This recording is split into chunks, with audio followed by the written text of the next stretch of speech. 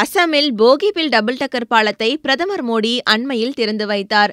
பிறகு பாலத்தில் நடந்து சென்ற மோடி கீழே நின்றிருந்த ரயிலை பார்த்து கையசைக்கும் வீடியோ சமூக வலைதளங்களில் வைரலானது. கேமராவுக்கு போஸ் கொடுப்பதற்காக ஆளே இல்லாத ரயிலை பார்த்து மோடி கையசைத்தார் என எதிர்க்கட்சியினர் கிண்டலடித்து போட்டோ வீடியோவை பதிவிட்டனர்.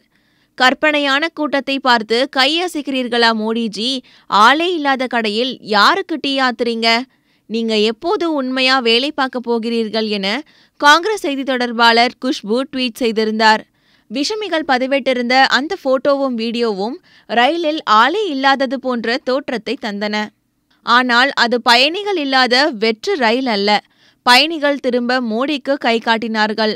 அவரை போட்டோவும் எடுத்தார்கள் என்பது வேறு போட்டோக்கள் வீடியோக்கள் மூலம் உறுதியானது.